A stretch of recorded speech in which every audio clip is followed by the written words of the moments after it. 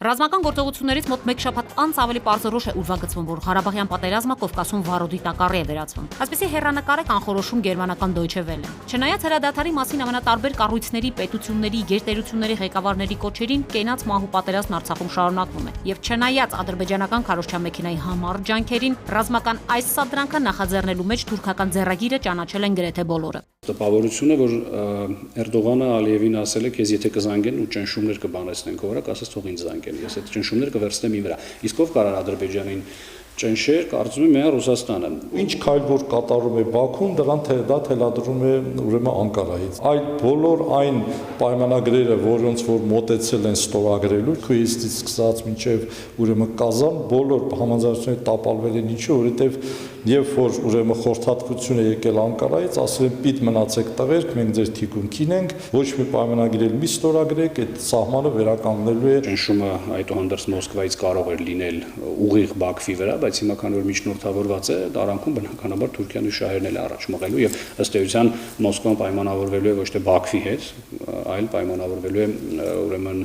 առավելապես Անկարայի հետ։ Ըստ քաղաքագետների հարավային Կովկասում նկատվում է ուժերի հավասարակշռության որոշակի տեղաշարժ, ազդեցության լծակների վերադասավորումներ։ Դրանց արդյունքում Ղարաբաղի ադրբեջանական բախման վերին մակարդակում հասունացել է ավելի մասշտաբային հակամարտություն Թուրքիայի եւ Ռուսաստանի միջև։ Այս տարածաշրջանը կամ ռուսներն են վերցնելու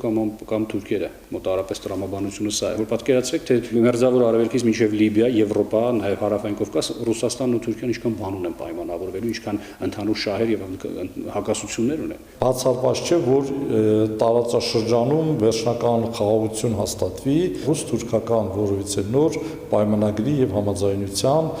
նոր ազդեցության գոտիների բաշխման կամ Թուրքիայի այս տարածաշրջանից դուրս մղելու առումով։ Թուրքիայի նախագահի սուլթանական հավակնությունները ըստ վերլուծաբանների նույնիսկ ՆԱՏՕ-ի իր դաշնակիցների սրտով չեն։ 9 երկիր ձևավորել է հակաթուրքական միություն՝ Ֆրանսիան, Իտալիան, Հունաստանը, Կիպրոսը, Իսրայելը, Եգիպտոսը, Սաուդյան Արաբիան, Արաբական Միացյալ Էմիրությունները եւ Բահրեյնը։ Չհաշված Լիբիայի ազգային բանակը եւ պաշտոնական Դամասկոսը։ Բայց ՆԱՏՕ-ն Էրդողանին չսանձեց։ Գլխավոր քարտուղար Ստոլտենբերգը երկուշաբթի Ստամբուլում սահմանափակվեց Արցախին ու Ադրբեջանին ուղղված կոչով, դադարեցնել կրակը եւ բանակցություններ սկսել։ Ավելին ՆԱՏՕ-ն մեղադրեց Ֆրանսիային Ղարաբաղյան պատերազմի հարցում կողմնակալության համար։ Իհարկե այսօր խնդիրներ ունի ՆԱՏՕ-ի հետ Թուրքիան, մանավանդ Ռուսաստանից այս 400-ների ձեռքբերման հետևանքով։ Այս ՆԱՏՕ-ում հասկանում է, որ Թուրքիան այսօր այսպես ասենք կորած որդու նման է, մոլորված որդու նման է, բայց մի օր վերադառնալու է։ Քաղաքագետները չեն բացառում, որ Անկարան անկանխատեսելի եւ անբռնազբոս քայլերով հնարավոր է կորցնի Ամերիկայի Միացյալ Նահանգների վստահության մնացորդները։ Վաշինգտոնը գուցե դեմ չէ դուրս մղել Ռուսաստանը Անդրկովկասից, բայց չի նշանակում, որ ուզում է այնտեղ գերիշխող տեսնել Թուրքիային։ Միացյալ Նահանգները պետությունը, որ դեռևս կարող է որոշակի ճնշումներ գործադրել Թուրքիայի վրա, սա նույնպես պետք է հստակ հասկանանք եւ նաեւ տնտեսական ճնշումների մասին է գնում խոսքը, բայց նորից եմ ասում, Թուրքիան այսօր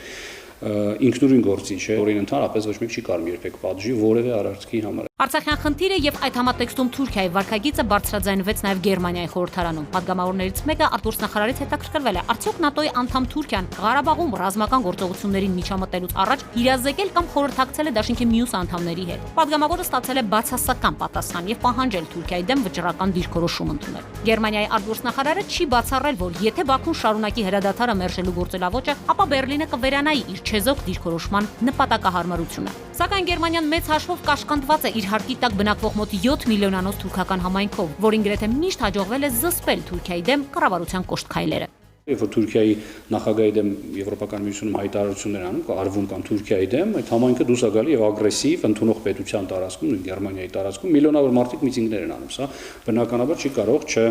չանհանգստացնել, բայց արդեն կախվածությունը այդքան մեծ է Թուրքիայից։ Վերջին 500 տարվա պատմության մեջ որից մի պատմաբան չի կարող օրինակ բերել, որ եվրոպական որից պետության զինված ուժեր այս տարածաշրջանում եղել են կամ ինչ որ դերակատարում են ունեցել։ Այստեղ եղել են 3 պետության սրերի խաչում՝ Ռուսաստան, Իրան, Թուրքիա։ Եվ մենք միշտ մեր հույսը կապել ենք Ռուսաստանի հետ։ Կբռնի արդյոք Թուրքիայի արյունոտ ձեռքերը Ռուսաստանը։ Գարիկ Քերյանի դիտարկմամբ վերջին տարիներին ռուս-թուրքական մերթընդմերթ ջերմացումները ամրապնդվել են տնտեսական, էներգետիկ եւ ռազմական փոխգործակցության խոշոր նախագծերով։ Եվ հենց դրանց արդյունքում Մոսկվան ինչ որ առումով դարձել է Անկարայի պատանդը։ Թուրքիայում կառուցել ատոմակայան, Թուրքիայի տարածքով անցկացրել հարավային հոսքը,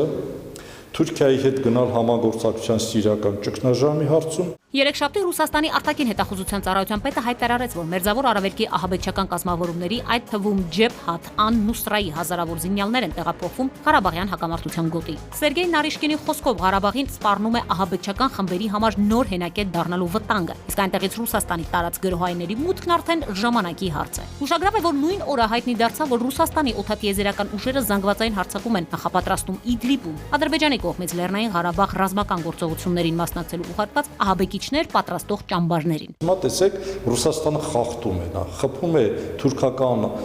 թուրք-ամերիկյան ազդեցության գոտում եղած ռազմաբազաները, որակելով, որ դրանք ահաբեկիչներ են։ Սա արդեն ցույց է տալիս, որ ոչ Ռուսաստանը պատասխան հարված է տալիս։ Ռուսաստանը ցույց է տալիս, որ ես այստեղ կամ եւ այստեղ իմ ազդեցության ուրեմն գոտին է եւ այս ազդեցության գոտին որևէ պարագայում ես չեմ պատրաստվում զիջել։ Պաշտպանության նախարարության տեղեկություններով Թուրքիան շարունակում է ահաբեկիչներ ներգրավել հիմա արդեն Աֆղանստանի խմբավորումներից եւ ոչ միայն։ Սիրիայի նախագահ Բաշար Ասադը մեղադրեց Թուրքիային Ղարաբաղի պատերազմում Սիրիայից եւ այլ երկրներից ահաբեկչական խմբեր օգտագործելու մեջ։ Այսպիսով Արցախի սահմանին մեր տարածաշրջանում կուտակված ահաբեկիչների ընդհանուր թիվն անցնում է 3-ից 4000-ից։ Բայց արդեն կա ահաբեկչության դեմ պայքարի նոր առանցք։ Պատերազմի ճիրաններում հայտնված Արցախը բարձր մակարդակով կոչ արել աշխարհին ձևավորել միջազգային հակաահաբեկչական նոր կոալիցիա։ Արցախի նախագահի խոսքով աշխարհի բոլոր պետությունները անելիք ունեն Ադրբեջանը Հարավային Կովկասի ահաբեկչական որջը դարձնելու Անկարայի ծրագիրը ձախողելու գործում։ Արայիկ Հարությունյանի կոչը օրերս տարածվեց ԵԱՀԿ-ում։ Այստեղ միջազգային հանրության աչքը մտցնելու մենք բան ենք ունենում, այսինքն մեր լեզուն ավելի երկար կլինի, նույն միջազգային ատյաններում, նույն միջազգային հարաբերություններում, ասենք ամենտեղ, որ գիտեք, մեր դեմ վարձկաններ էին կռվում եւ դրա ապացույցները ներկայացրել են ոչ միայն մենք, ներկայացրել են ռուսները, այլ ներկայացրել են ֆրանսիացիները։ Ահաբեկչական այդ բանակը ըստ էության դա բանակ է։ Ստեղծվել է Թուրքիայի անմիջական հովանավորությամբ, աջակցությամբ, պատրաստությամբ եւ տեղակայված է նաեւ Թուրքիայում։ Այդ բանակը այսօր գործում է մեր դեմ, վաղը գործելու է Իրանի դեմ եւ իրանցիները դա շատ լավ հասկանում են։ Իրանը դա թիվ 1 հակաարևմտյան պետությունն է, թիվ 1 հակաթուրքական ուժն է տարածաշրջանում, 20 միլիոն ադրբեջանական համայնք ունի, որը սեպարատիստական ձգտումներ ունի եւ սա Իրանի պետության ամբողջականությանը ուղղված շատ լուրջ վտանգ է։ Իրանը լարված հետևում է դեպքերի զարգացումներին, երկրի տարածքում հայտնված արկերը, իրանական սահմանի երկայնքով ադրբեջանական ուժերի կուտակումները Իրանում դիտարկում են սադրիչ գործողություններ եւ երկիրը ռազմական գործողություններին ներքաշելու փորձ։ Գիտեք, Իսլամական հեղափոխության պահապանների կորպուսի ծանր զրահատեխնիկան գտնվում է Արաքսի հարավային ափին, հենց պատերազմական գոտում սահմանակից հատվածում եւ իրանցիները աչալրջորեն հետևում են զարգացումներին։ Հատկապես հաշվի առնելով չափազանց կարևոր անվտանգային խնդիր։ Այլ խնդիր է, երբ տարածաշրջանում Ադրբեջան հորժորջվող պետության բաշի բոզուկներն են, այլ խնդիր է, երբ այստեղ կան ահաբեկիչներ եւ այստեղ կան էրդողանական վարչակարգի հրահանգիչներ։ Թեհրանի արձագանքը չուշացավ, նախագահ Ռոհանին հայտարարեց, Իրանը չի համակերպվի իր հողերի գնդակոծման հետ, ինչպես նաեւ չի հանդուրժի ահաբեկչական խմբավորումների կուտակումները իր սահմանին։ Ռոհանիի խոսքով Ղարաբաղյան հակամարտությունը չպետք է վերաճի տարածաշրջանային պատերազմի։ Հիմա մենք պատերազմում ենք, հետեւաբար պետք է ամեն ինչ անենք, որպեսզի իրանական կողմում լինեն հայամետ տրամադրություններ, որովհետև այս պահին Հայաստանի եւ Իրանի շահերը միանշանակորեն համընկնում են։ Մենք երկուսս էլ պետք է պայքարենք ահաբեկչության դեմ։ Այս կադրերում Ստեփանակերտն է ադրբեջանական հրոսակախմբերի վայրագություններից հետո։ Ռազմի դաշտում ձախողումներից նրանք մխիթարվում են Արցախի սիրտը խոցելով։ Բայց Թուրքի նենգությունը հային վաղուց է հայտնի, դրանից մեր սիրտը այլևս չի ընկրկում, այլ լցվում է ոչնչացնելու զորեղ ուժով։ Ահաբեկիչներով երկիրը լցնելը Ադրբեջանի միակ ստոր քայլը չէ ընդդեմ քաղաքակրթության, ընդդեմ միջազգային նորմերի։ Amnesty International-ի իրավապաշտպան կազմակերպության փորձագետները հաստատել են, որ Ստեփանակերտը ռմբակոծվել է իսրայելական արտադրության կասետային ռումբերով։ Կազմակերպությունը հայտարարել է, որ միջազգային իրավունքով կասետային ռումբերի որևէ կիրառում բնակելի վայրերում արգելված է։ Մենք հիշելու ենք մեր բոլոր բարեկամներին, մենք հիշելու ենք բոլոր նրանց, ովքեր լռեցին, եւ մենք հիշելու ենք բոլոր նրանց, ովքեր աշխատեցին մեր դեմ այս պատերազմի հաղթական ավարտից հետո։ Իսրայելը դեռևս 2015-ին կնքված պայմանագրով պարտավորվել է Ադրբեջանին մատակարարել մոտ 5 միլիարդ դոլարի զենք։ Պայմանագրային պարտավորությունները ավարտված չեն եւ Իսրայելը շարունակում է Ադրբեջանին մատակարարել գնված զենքը։ Այս գործելավոճը մարդասիրական բարոյականության շրջանակներից դուրս է եւ Իսրայելում Փառք Աստծո կան մարդիկ, որոնք հասկանում են սա։ Նրանք պետք է հստակորեն արտահայտեն իրենց տեսակետը այդտեղի իշխանական վերնախավի նկատմամբ։ Այսօր կրկնեմ, իսրայելական զենքը օգտագործվում է մեր հայրերին, մեր մայրերին, մեր քույրերին եւ մեր եղբայրներին սպանելու համար, եւ դա նույնպես չի մոռացվում։ Երուսաղեմի հայոց պատրիարք Նուրհան arczepiskopos Մանուկյանը նամակ է հղել Իսրայելի վարչապետ Բենյամին Նեթանյահուին, կոչանել պահանջելով դադարեցնել զենքի վաճառքը Ադրբեջանին։ Նամակում ասվում է, ցեղասպանության ենթարկված ազգը ինչպես ոչ ոք գիտի դրա դառնությունը եւ չպետք է հիմա ակտիվորեն օգնի Ադրբեջանին եւ Թուրքիային իրականացնելու հայերի նոր ցեղասպանություն։ Աստծո ընտրյալ ազգը պետք է առաջնորդվի ոչ թե տնտեսական շահի գերակայությամբ, այլ խղճի ու արդար դատողության։ Իսրայելը շարունակելու է օգտագործել Ադրբեջանի հնարավորությունները, բնականաբար այդ հնարավորությունները օգտագործվելու են իդեմ Իրանի, եւ նաեւ Իրանում պետք է դա հստակ հասկանանք։ Իսրայելի եւ Հայաստանի նախագահները այս թեմայով հեռախոսազրույց են ունեցել։ Ռյուվեն Ռիվլինը Արմեն Սարգսյանին վստահեցրել է, որ Իսրայելի եւ Ադրբեջանի հարաբերությունները ուղղված չեն որևէ այլ երկրի։ Իդեպ հորդորելով Իսրայել վերադարձնել հետ կանչված մեր դեսպանին։ Իսրայելի պաշտպանության նախարար Բենի Հանցը չնայած մեղադրում է Թուրքիային տարածաշրջան ապակայունացնելու մեջ եւ պատրաստ է միջազգային ճնշման միջոցով ազդել նրա վրա,